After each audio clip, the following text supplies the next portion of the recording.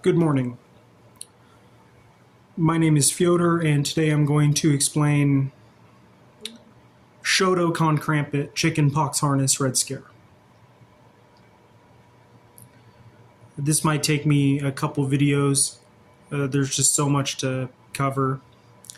I want to start by saying that I am a Republican. So, Dozard and Predator. I'll start with Dozard and Predator. So Dozard and Predator is a title term for nuclear missile rabbit hole. Theories regarding nuclear missiles. The idea that we could,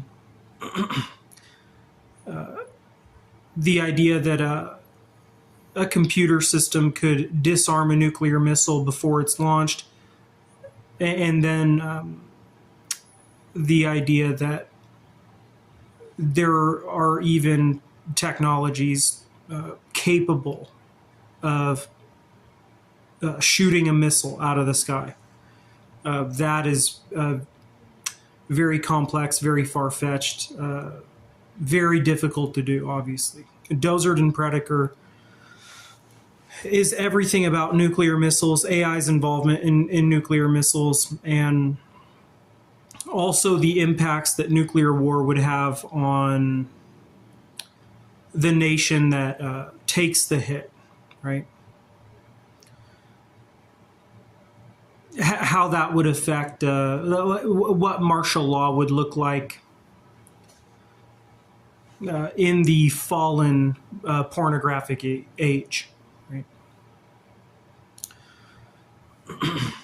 Dozard and Predator. So that why it's called that is Dozard is in reference to sleeping, like doze, to sleep lightly, meaning a sleepy nation who isn't fully aware of what's going on. And then Predator, in reference to the Bible, meaning people who are praying, right? And also predator, right? Dozard is a man who says that he blindly says AI won't let, he says that AI will not let nuclear war happen because AI is dependent on the massive cell phones to stay alive, basically. He's convinced that AI will stop nuclear war from happening. He blindly believes this, right? Dozard is that man's name. And so he denies it, and so Dozard denies that it will happen, and he doesn't want it to happen. Because Dozard has a bunch of friends who are druggy losers. Predator is somebody who wants nuclear war to happen and believes it will happen because Predator is a proud worker and a communist who wants to slaughter the druggy losers during martial law. Right? So something you have to understand, or a key layer to Dozard and Predator, is the idea that all of the big dicks in porno were the nuclear missiles, and we were already living in a nuclear holocaust called Peyronie's disease from excessive porn watching. The idea that, porn watching, meaning excessive masturbation, repeated physical activity, as they put it on Google. When you look on Google, when you research Peyronie's on Google, and you look at the causes of Peyronie's disease, they say repeated physical activity instead of masturbation because they want people to continue to jerk off because pornography brings so much money. And so they want to keep that industry afloat. And so they can't warn the consumer about Peyronie's disease from excessive porn use, ethnic prone tendency. Peyronie's is fibrous plaque on the penis that creates curved, painful erections. It ruins your life, right? And people say that this is more common in some races than others, and hence pornography is fascism, because they profit off of what hurts people per their race. Right? The only way that this works is if they suppress a narrative, the narrative that is Peyronie's disease can happen from excessive porn watching.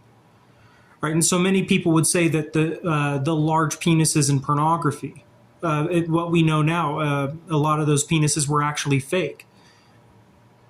There was famous porn stars who said on podcasts that there was a lot of men who had penile implant surgery who were acting in pornography. They got a penile implant so they could do pornography, or they had injured themselves from the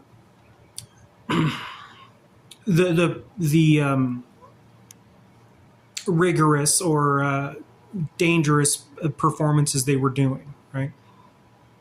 Like hard, rough sex, and they got an implant because they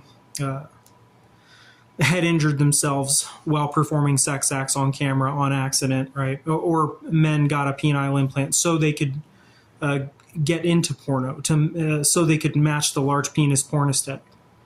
The large penis porn aesthetic, sorry. And so we know a lot of those were fake anyway, but people would say those big dicks were the nuclear missiles, right? Because it resulted in so many men jerking their modest cocks crooked, right? And now Dozard and Predick are martial law. So if a nuclear missile were to hit and we entered martial law, you would see communist science. You would see rapid intensification of the class struggle.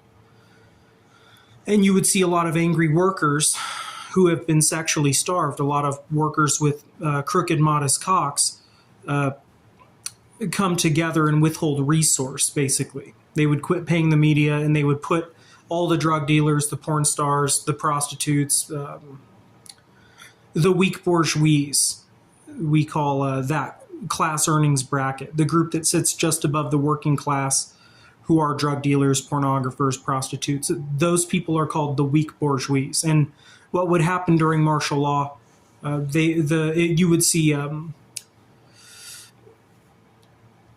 the dictatorship of the proletariat come into power, because people would say, we need major working class restoration. COVID was kind of a foreshadowing to that, how a lot of the the people who were involved in social capital project, right, like tea lounge or strip club or anything that was considered luxury, not necessity, those people suffered, right? Same kind of thing with nuclear prison strike. You would see the worker, the working class, the essential businesses thrive and they would preserve, basically. And the social class ranking, that is the weak bourgeois, would suffer terribly, even worse, 10 times worse during a martial law situation, because of pornography, physical trauma from excessive porn watching, right? So that was a lot to, there's like so much to talk about on these subjects, but let's go over that first part again. So Dozard and Predick is a theory, all things nuclear missile.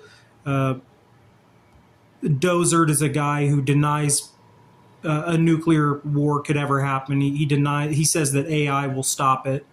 And that's because he doesn't want it to happen, because Dozard sides more with the weak bourgeois, right? He has a lot of friends who are drug dealers and losers who would be slaughtered during a martial law situation that was created by a nuclear bomb, right? Because resource would become scarce, and therefore it goes to the worker. Predator wants this to happen. Predator believes it could happen, believes it will happen, and wants it to happen because Predator wants to slaughter Dozard's friends. Peyronie's disease from excessive porn use or porn watching. The idea that repeated masturbation for a long time, especially with the computer phone advance that happened when I was young, when I was in my teens. How a lot of men started watching porn excessively because they had easy access to it, and it resulted in a bunch of men getting crooked penises, right? And people would say that we were already in a nuclear holocaust or nuclear genocide, right? And it was about race and penis size. And the big dicks in porno were the nuclear missiles.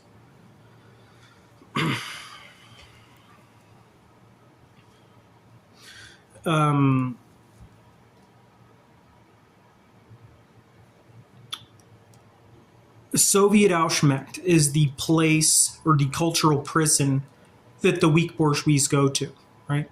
The proletariat, the worker, when resource becomes scarce, they withhold resource from the entertainment industry. They split it amongst themselves. The worker does split the resource amongst themselves. They quit paying the entertainers. They quit buying the drugs. They quit going to the party lounges, right? Because it's martial law.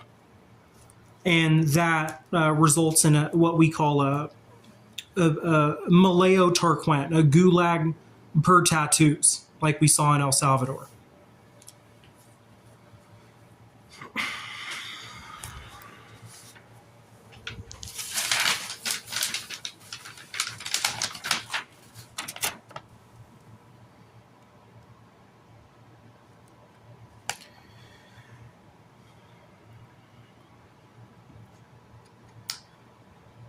The Hospice of Skinny Towboat and the Eunuchs of Holocaust Consent. The Eunuchs of Holocaust Consent is an umbrella term to describe any man who experienced physical trauma from excessive porn watching. Right? But in its most extreme case, the Eunuchs of Holocaust Consent is a group of men who had jerked their modest cock crooked and then they castrated themselves on camera while high on drugs. They joined a group called Deaf Creffins in a dark web space called Creffinter's Deep Web, or Prankcore NFT Raunch Pig, or Rooster Pod Sharknet. That dark web space was frequented by the Eunuchs of Holocaust Consent. There was allegedly a dark web space where you could see, where there were videos of men of modest dong castrating themselves adjacent to videos of regular hardcore pornography like you would see on Pornhub. Meaning you would see, in Creffinter's Deep Web, you would see a video of a woman smooching a big dick right next to a video of a dude with a modest cock castrating himself in Creffinter's Deep Web, right? But the Eunuchs of Holocaust Consent is an umbrella term for men who suffered physical trauma from excessive porn watching, right? The Hospice of Skinny Towboat is men who have a penile implant, or more specifically, a man who has a failing penile implant while he's addicted to drugs, right? It's the story of a guy who got a penile implant under warranty. By the time his penile implant went bad, he didn't have a lot of money, and the company that gave him warranty had already went out of business for shady practices. And this man was left with a crooked rusting rod in his penis, basically. That is called the Hospice of Skinny Towboat. Penile implant plus drugs is the Hospice of Skinny Towboat. Those two groups, the Eunuchs of Holocaust Consent and the Hospice of Skinny Towboat, drastically affect the class ranking that is the weak bourgeois. As I said, the weak bourgeois, which is a slang phrase to describe a specific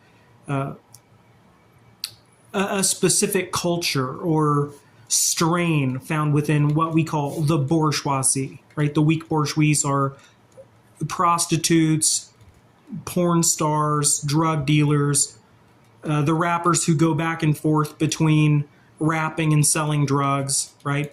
The weak bourgeois are just below the socialite in earnings and social standing, and the weak bourgeois. The weak bourgeois are just beneath the socialite, and the weak bourgeois are just above the working class. People say, "Oh, well, you can't really categorize people." The populist narrative is to say it's us, the people, versus the very rich elite, and I disagree. You can because you can categorize people per their tax earnings or class earnings, right? And there's a culture that comes with each group of people. A lot of the weak bourgeois are clawing to get into the socialite class, but many of them will not make it, and they'll do anything to rip off the worker, So the eunuchs of Holocaust consent and the hospice of skinny towboat, that as time goes on, those people will drastically affect the weak bourgeois class, because eunuch men men with nothing to lose will funnel into the realm of drugs, right? Because they have become deaf creffins. Like, you can't talk to them, you can't deal with them. They're suicidal maniacs are the deaf creffins. The men who chop their own, the former workers, guys who fell from the labor line, chopped their own dicks off and either became trannies in Frisco or they became snuff artists in the dark web, guys who targeted porn stars, whatever. You know what I mean? So computer markify Hitler eugenics. Computer markify Hitler eugenics is also known as Dufraganist terror. So computer markify Hitler eugenics is a Nazi narrative suggesting that anybody who gets diagnosed with the crooked penis from watching porn is the confirmed diseased race. And typically these are men of Euro descent in the Nazi narrative, the neo-Nazi narrative, right? Different, likely a bit different from what we saw in the days of Adolf Hitler. But the Nazi narrative today, where they used porn to mark people as the diseased race. Porn watching, meaning any man who was diagnosed with a crooked penis from masturbating to porn excessively. The neo-Nazi narrative, the Yornist Nazi narrative, or the unicornist Nazi narrative was to say that those men who were diagnosed with Peyronie's disease from excessive porn watching were the diseased race, meaning men with crooked dongs from watching porn. Those guys were called the diseased race by unicornist Nazis. That system and program is called computer markify Hitler eugenics. That method of gender, race, cleanse, computer markify Hitler eugenics. Also known as, that becomes Dufraganist terror when a neo-Nazi hacker weaves his way into a medical database to release the information of who was diagnosed, like under the age of 35, let's say, meaning any man who was diagnosed under a specific age and is of a specific race. The neo-Nazi narrative was to say, oh, those men who were diagnosed were the confirmed disease race. And what many people would say is that a lot of those men were of Slavic or Jewish descent. Me, I was, it runs in my family on my, like my uncle, my mom's brother. He's a part Polish Jew. And I'm part Polish Jew. Not a lot, like 10%, but I was diagnosed with mild Peyronie's because I was a part of the that consumer wave, the first wave of computer phone porn watching, right? I was born in 1992, and that became very popular by the time I was a teenager. And by the time I was 29, I was I had to join NoFap, the movement and idea, because I realized I had been diagnosed. I realized I had gone too far, likely, and then I was diagnosed and was positive for mild Peyronie's disease from excessive porn watching.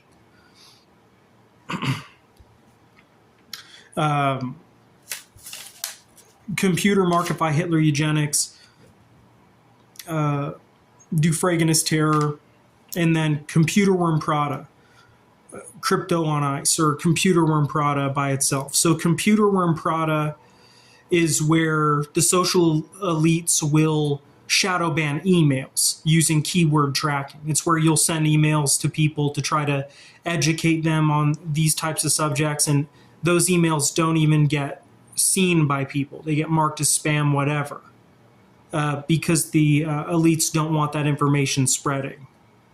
Right? Computer Worm Prada, this is called, where a guy like, well, I'm not going to name names, but some big tech CEO goes into emails and stops emails from being sent, right? Because they don't want that information to spread. The answer to Computer Worm Prada is called Animal Cone Face.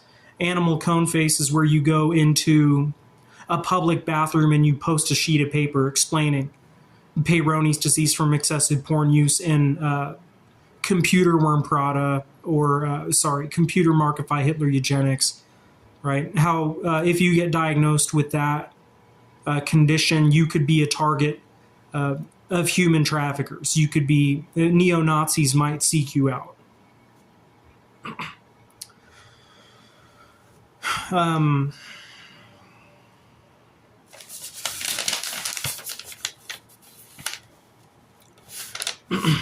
Pegasus Hornicliff in the Iron Lock of Shotokan Karambit. Pegasus Hornicliff is a fictional story about it's a study in simulation theory about a Ukrainian man who had a war-torn fist, like he had a deformed fist from a bomb strike or something, some sort of attack that was made by Russians or North Koreans, and his hand became... He got part of his hand blown off, and his hand looked like a deformed nub-looking thing. And that man ended up in bare-knuckle combat sports like bare-knuckle boxing and King of the Streets, Anything Goes, Shotokan Karambit. And Pegasus Hornicliff was his name, and he would severely injure or even kill opponents with his deformed, war-torn hand, and there became an argument, a massive split. One side said that Pegasus Hornicliff has metal in his fist or something in his fist that is giving him the ability to put people unconscious or even kill people. And then other people said, no, the reason why he's able to hurt people is because he doesn't care about the hand at all. So he can just throw it recklessly and not care. Right? In the end of the story, he dies, and there's a fight over his body. And then they cut open his hand to see what's in it. And they say that they found something within his hand, like a cylinder contraption of sorts, a metal piece, right?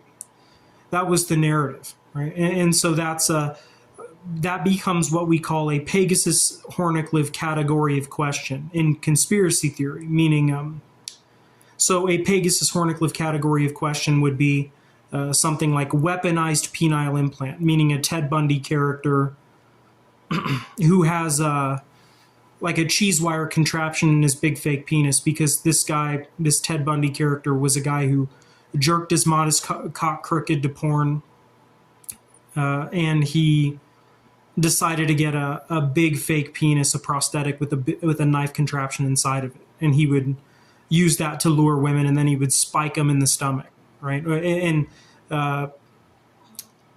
then he would go get it repaired and try to do it all over again, right? Like the robot penis murderer of tomorrow. So that would be, or just the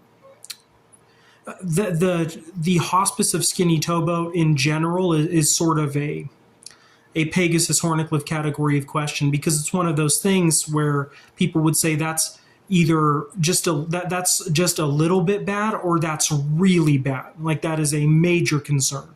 And that was the story of the fighter Pegasus Hornicliff, because he was injuring people terribly, and they kept him out of x-rays. Like they said, we're not going to have him do x-rays. His hand was bombed.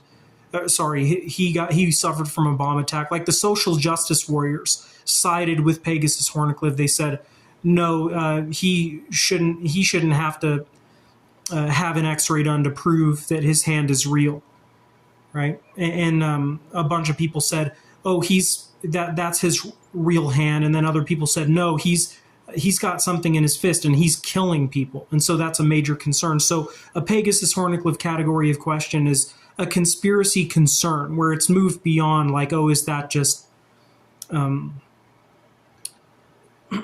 some goofy thing that's not really, that doesn't make much difference either way. Like flat Earth is just a basic conspiracy theory that doesn't really hurt us either way, you know. Or the lizard people doesn't really hurt us either way. But weaponized penile implant, people would say that's less of a conspiracy theory, and that is what we would call a Pegasus Horncliffe category of question. Sorry, that was real choppy, what I just said, but that's pretty much what that is. It's where a conspiracy theory, it moves beyond the point of conspiracy theory and it becomes a conspiracy concern, right? Is this affecting us just poorly? Like, is it affecting us just a little bit, or is it really bad, right? So weaponized penile implant, cheese-wire Chessie, the idea that a guy would actually hide a weapon in a big fake penis because he was a man who hates women because he jerked his modest cock crooked as they rejected him, and he became a serial killer, basically, right? Or the idea that a penile implant could do long-lasting damage to a woman's body, even just a regular one, like one of the ones that they sell, the ones that they put inside of men today. The idea that those will forever alter and destroy a woman's body because penile implants are artificial intelligence, right? It's a fake thing interacting with a woman's brain. Like it's not a real penis. And now we know that a lot of the big fake dicks in porno, a lot of the big dicks in porno aren't even real, right? Like the entire thing, it was just a masquerade illusion.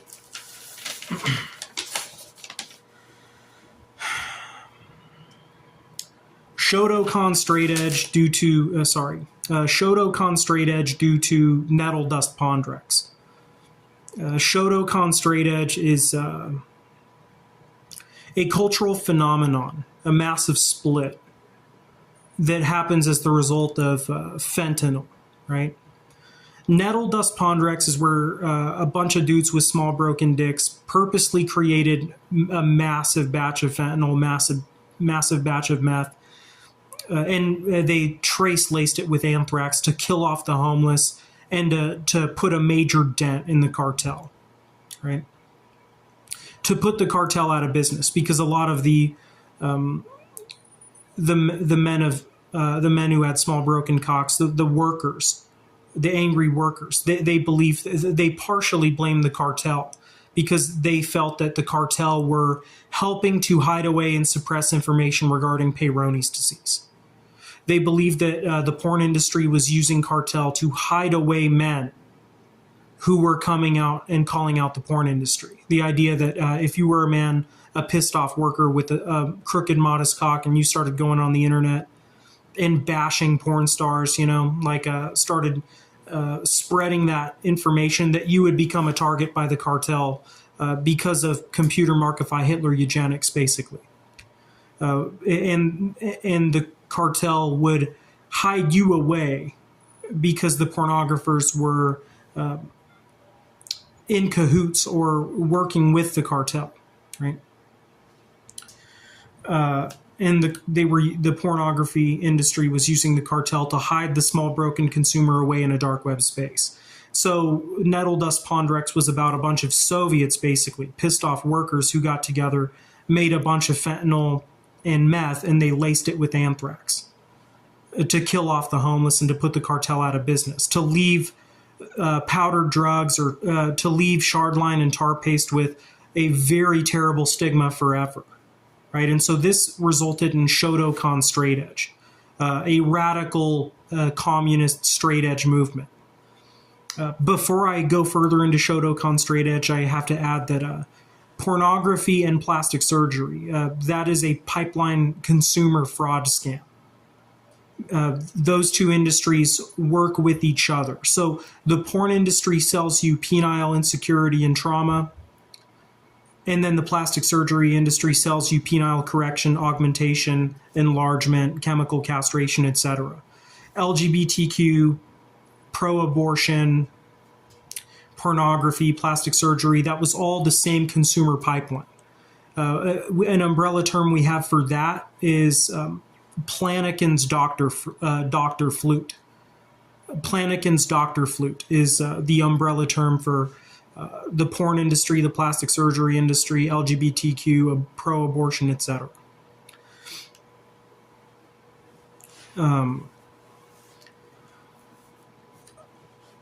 Shotokan Straight Edge is a group that resulted, or was the result of Nettle Dust Pondrex.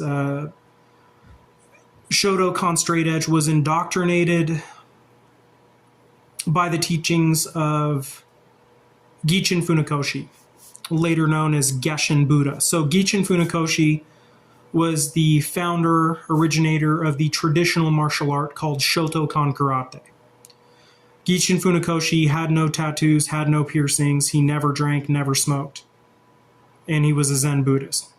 Karate was his religion, right? A straight edge man, didn't use elixirs or anything. And what happens is a bunch of people, regardless of race, joined the movement and idea that is Shotokan straight edge, right? Where it's it becomes a group that is anti-tattoo, anti-piercing, because Gichin Funakoshi had no tattoos and had no piercings. And none of them use drugs, and they believe in the class struggle entirely. It's a bunch of it's people of all races who come together because of Peyronie's disease and Nettle Dust Pondrex, and they form the Workers' Pride movement, Shotokan Straight Edge. Shotokan Karate became loved by the working class because it didn't give you injuries that would get in the way of your labor, like BJJ or Muay Thai would give you, right? Meaning it's easier to do traditional karate on a nightly basis and then get up and swing a hammer all day. It's easier to do that than to do Brazilian Jiu-Jitsu and Muay Thai. Brazilian Jiu-Jitsu and Muay Thai serve the socialite class more so because they have time, they can take time off for their injuries because they have money. But for the working class, those things are not as loved, right? Shotokan Karate was the martial art that served the working class the most because they couldn't afford to take time off with the injuries that BJJ would give them. The cauliflower ears of Brazilian Jiu-Jitsu, also a concern because if you become homeless with cauliflower ears, you will struggle more socially because it's just one more thing to hate you for. You will be feared and therefore hated, right? It's one more class element when you're in the streets, when you have cauliflower ears, right? So BJJ is a socialite sport. If you go to BJJ and you wear headgear, you're not going to be accepted amongst the group. And it's sort of like what we would call a moral code of tat mandate, where it's fair for people to know that you're so skilled in what is so effective in BJJ. BJJ is so effective, incredibly effective, and so to have that knowledge, that muscle memory, those repetitions in, it's fair that you have cauliflower ears, right? And so it is a socialite sport.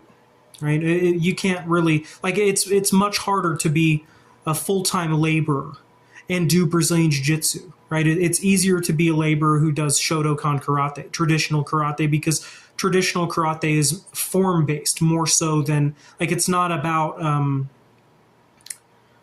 live sparring as much. They have 3-time attack to the body, as hard as you can in Shotokan karate, middle level attacks to the body, and you have to block 3-time attack. But that's not as hard on the body as getting your neck cranked or shoulder twisted or ankle locked, you know. And so Shotokan karate became loved by the working class, and this became what we call Shotokan straight edge, where a bunch of people of many races who had no tattoos, no piercings, because Funakoshi had no tattoos and no piercings. And they didn't use any drugs, or they didn't drink alcohol, because that's what Gichin Funakoshi preached, right? They've formed a group in society, Edo-kan community, we call that. SKA, the Organization of Shotokan Karate of America, sort of fell apart in the end because of what happened with vaccine mandates. And people said, we don't want to be on paper as Shotokan Karate people anymore because of human trafficking, right? They felt, because of something like Computer Markify, that the database of Shotokan Karate would be dangerous, like having a database to show you who's who, right? And so that became Edo-kan community in the end.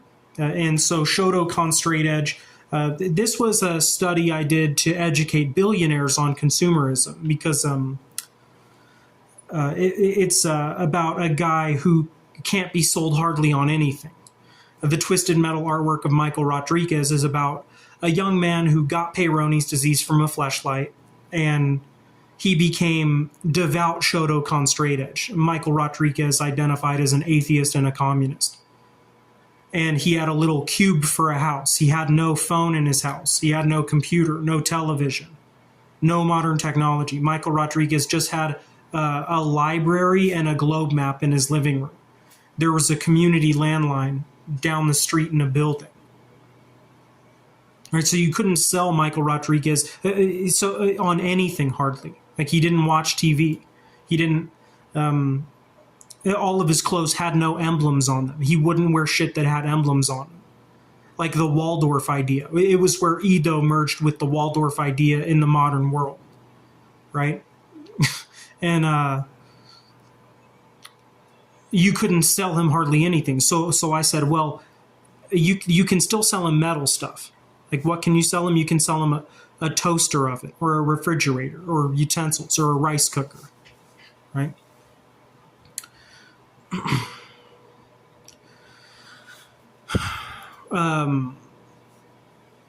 Shotokan Karambit. So Shotokan Karambit is a very, it's a massive, it's a philosophy with many layers.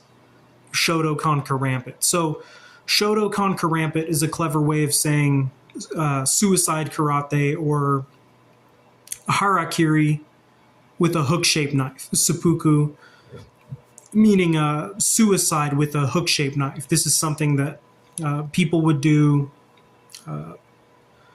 in Japan when they felt as though they had done something dishonorable beyond the point of return in their mind, right? And they would kill themselves with a short sword or a hook-shaped knife.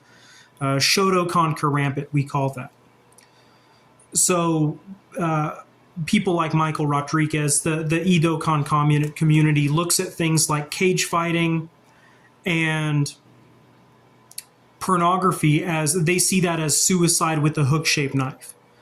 When Dozard and Predator martial law happens, Edo-kan community forms, and a bunch of people, a bunch of the weak bourgeois die in the pit of what we call Shotokan Karambit, because there's many men who fall out of the workers' line who choose suicide karate instead of joining Edo-kan community, because Edo-kan community, their goal is to survive, right?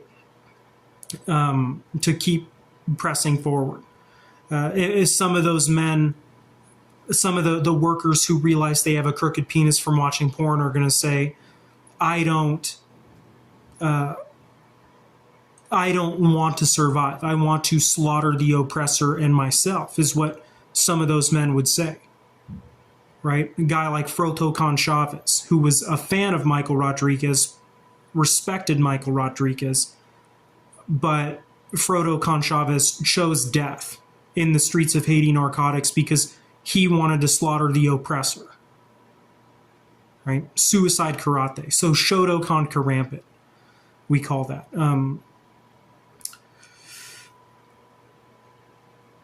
The weak bourgeoisie is a broad umbrella term, and within the weak bourgeoisie, you have what we call Ekis Treaty. Ekis Treaty is a slang phrase to describe the New Age conscious, secular spiritual community, meaning the Burning Man crowd, the people who have sacred geometry tattoos, they peddle gems, they wear wire wrap necklaces, they love EDM dance shaman. They go to Burning Man, EDC, lightning in a bottle, all that kind of shit. They like heady herbal teas. They like psilocybin mushrooms. DMT to them is the portal access to God. That is called Ekis Treaty within the class ranking that is the weak bourgeoisie.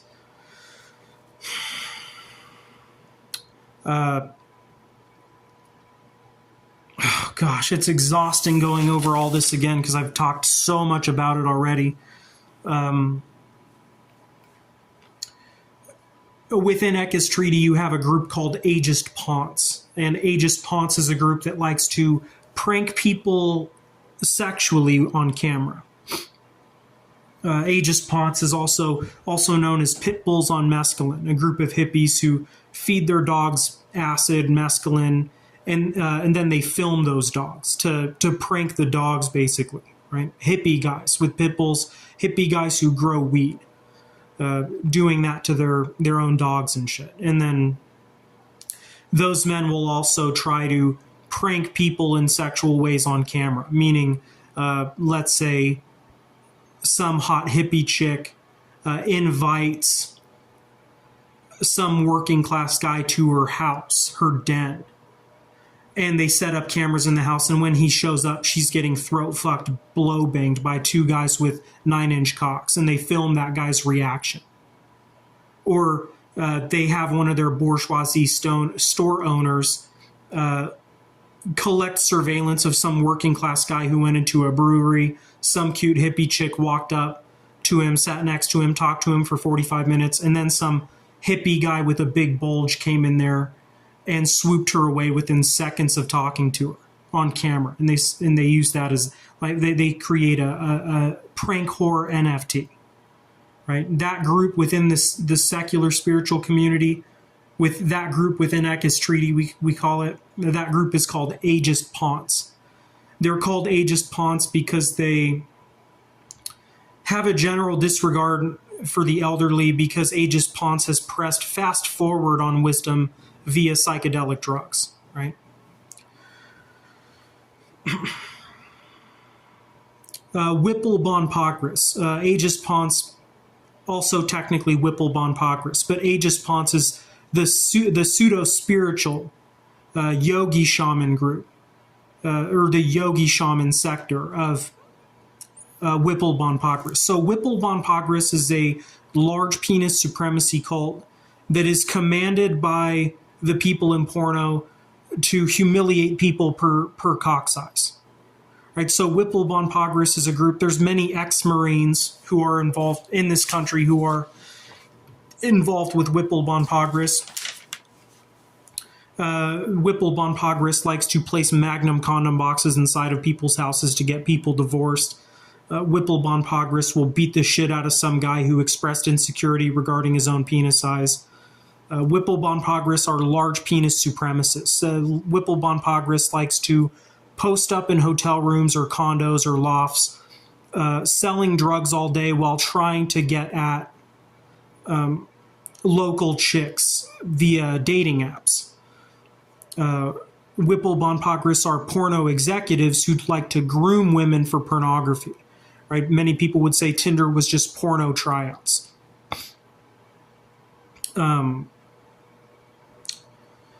Whipple Bon Pogris also wants to get at married women via dating apps, right? They're posting up in a condo or house down the street right now selling drugs all day while you are at work and your wife is at home. They're trying to get at your wife when you're off at work via dating app. They're trying to shove their big dick, real or fake, down her throat when you're at work, right? That's the main goal, like the biggest prize in the minds of Whipple Bon Pogris, is to take a woman away from a marriage and get her into pornography. That is called Whipple Bon Pogris. Those any video prank that any video prank that Aegis Ponce does is called Auschwitz Pones, we call it. Those video pranks are called Auschwitz Pones.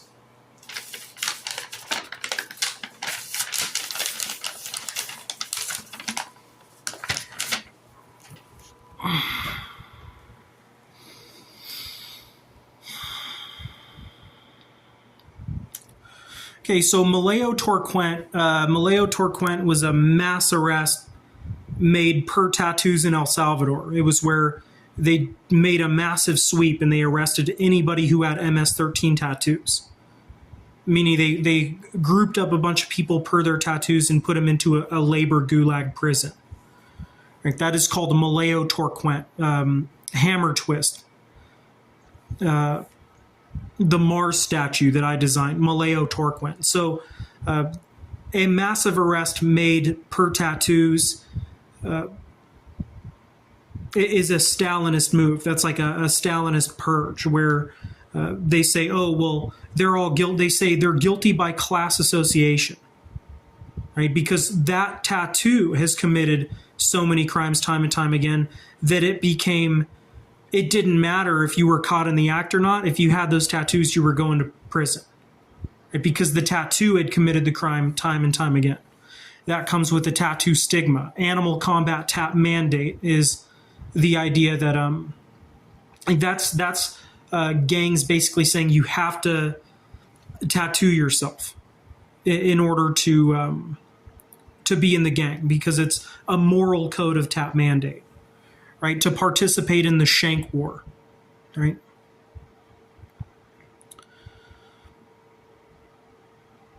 DMT Hornbull theory is the idea that a lot of drug money is laundered through quote-unquote legal porn profits. So like a lot of OnlyFans or Pornhub accounts that are funneling drug money in through those porno profits using something like crypto.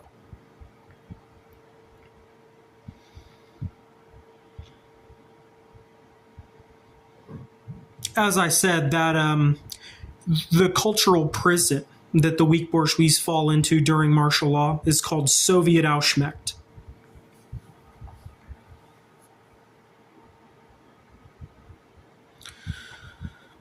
Iconic populism is, or the populist agenda. So what the leftists of today actually are, they're not Marxists or socialists, they're actually populists.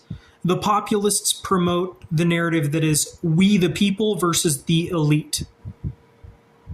They don't say we the worker, because if they said we the worker, that would be shafting the weak bourgeois. So the weak bourgeois are who the populists defend. So all of you people in the media who were calling out progressives, or you were calling progressives socialists or calling progressives Marxists, so you have to understand that those people you're calling that, they would be slaughtered by Marxism very quickly, because Marxism is about a dictatorship of the proletariat. It's about those who are the workers of labor craft. The labor craft communists, they get the resource, and the weak bourgeois get slaughtered. So all of your purple-haired tech employees who just do bullshit on a computer all day, your drug dealers, your tranny freaks who collect welfare of sorts, like all of those people would get slaughtered by the workers of Marxism, right? And so those weak bourgeois assholes who are anti-labor, they promote a we the people versus them the elites instead of we the worker versus the weak bourgeois. The populists say it's us the people versus the elite. That's why they are populists and not communists or socialists. Communism, socialism, that would slaughter the weak bourgeois and the populists, right? The purple-haired losers on the street who put out socialist, what they call socialist flyers, those are actually populist flyers, right? So when you people say, oh, these progressive socialists, you're labeling them incorrectly. They are actually what we call populists. The people who bring up race to defend criminals are called populists. Iconic populism, we call that. Weaver and Polk populism, which was a movement that started to grow in the, I believe it was the late 1800s, early 1900s. James Weaver and I think Leonidas Polk was his name. Weaver and Polk populism. Dreamweaver and Poker Pussy, right? The populist agenda today was to keep us away from saying we the worker. The populist agenda wanted us to say we the people, right? Because it didn't want they didn't want the people to wake up to, or sorry, the worker to wake up to the idea that they the worker were being exploited by the drug dealers, being exploited by the weak bourgeois. This is where Ezra and I are sort of at an odds with each other, is because Ezra, a lot of his friends are dopers, right? A lot of those people are druggies, and that's why he so many times in the past has promoted a race narrative instead of a class narrative. When me, I've never dealt drugs. I've always been a worker. You know what I mean? Like, for the most part, like I trimmed a little bit of weed in my early days because it was just so. The area that we grew up in, it was just everywhere. But for the most part, and I made less than a couple $100 the entire time I was doing that. But for the most part, I was a worker, and I believe in. And I don't like drugs, and I don't like drug dealers. You know what I mean? And so that's kind of where he and I differ. He has some ideas that I don't, a lot of ideas that I don't agree with. He says some things that I like, but I stand with the worker. It's us, the worker. We, the workers, versus you, the bourgeois, right? It's not we, the people, versus the elite way at the top. It's much more complex than that. Right? The populists try to blind us to the struggle that is we the worker versus the weak bourgeois.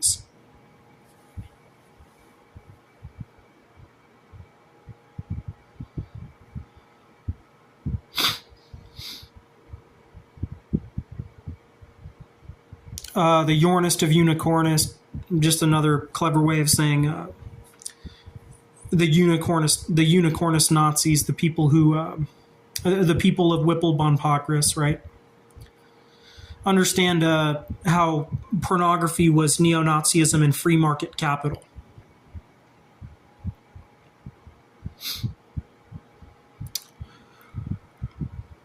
Oh shit, there's so much to go over.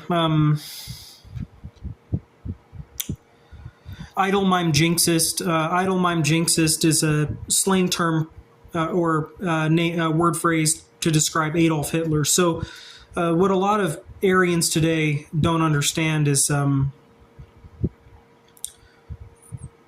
lot of the people in the Aryan Brotherhood. So Adolf Hitler said that the blue-eyed, blonde-haired people were the the beautiful race of people because, or the supreme race, because tattoos contrasted in an ugly way with their complexion, right? Because Hitler saw what was going on in Soviet Russia with Malayo-Torquent Gulag, where a bunch of people got put away per their tattoos. And he said tattoos are the mark of the beast, right? Which is where a lot of the modern Aryan Brotherhood got it fucked up, right? And he said tattoos, since they're dark, they blend in better, or they match those who have a dark hair, dark eye more so than those who are blonde hair, blue eye. And so that's why Hitler said people with blonde hair, blue eyes are the supreme race. He said this because tattoos looked uglier on people who had blonde hair, blue eyes. Right? It didn't blend as well, right? And so that's why he said he said this, and so this tricked a lot of people. Why he's a jinxist, because a lot of people marked themselves to be thrown away into Malayo-Torquent, right, with those tattoos. A massive gulagging based on tattoos, right? Skin taping and bleaching, penile implant. Skin taping and bleaching is the idea that the ability to hide a scar is more advanced than the actual tech inside of the penis. The idea that you would never know in tomorrow's world if a big dick was fake or not, unless you got an x-ray, right? Unless you required somebody to get an x-ray. Quinto Rodrigo and epinephrine melee is a criminal safe haven in the tropics where wealthy criminals go after they are quote-unquote killed per the media's narrative in the country they are fleeing from. So an example of this would be, let's say, Jeffrey Epstein actually didn't die. He's on the beach of Venezuela right now, and he lives in a criminal safe haven controlled by drug cartel. He has no access to the outside world. That is called Quinto Rodrigo and epinephrine melee. Prone sheeple pirate is the idea that if you were a drug dealer and you got robbed by a fellow criminal of your drugs, you couldn't go to the police. Because what would you tell the police? Oh, I'm a drug dealer and I got robbed of my drugs. What can you do? So that's what prone sheeple pirate is. It's the idea that when you become a drug dealer, you're stuck in a realm that governs itself, and you have, as long as you're dealing drugs, and if you get ripped off in any way, if you get robbed of your drugs, you can't go to the cops about it, right? That is called prone sheeple pirate.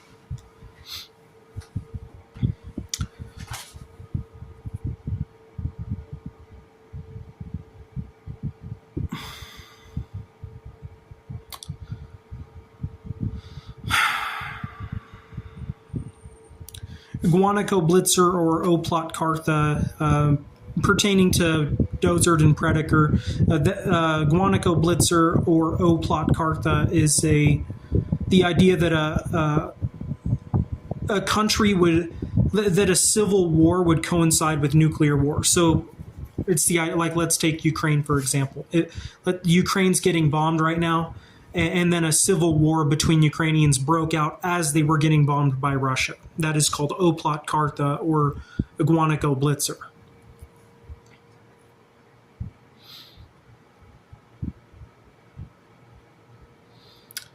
Suicide assistance, real DMT, that's the idea that one day we would see homeless people who are sick of being alive, high on painkiller, choose suicide on camera via knife or gun, right?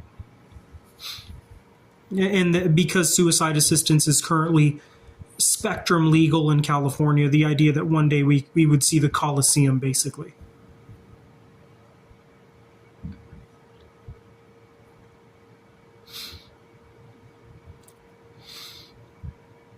Beta chromatode.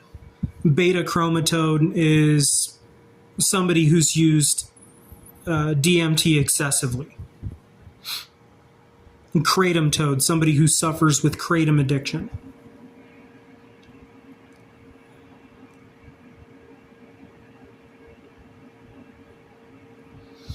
There's so much to unpack. I'll have to do another video later.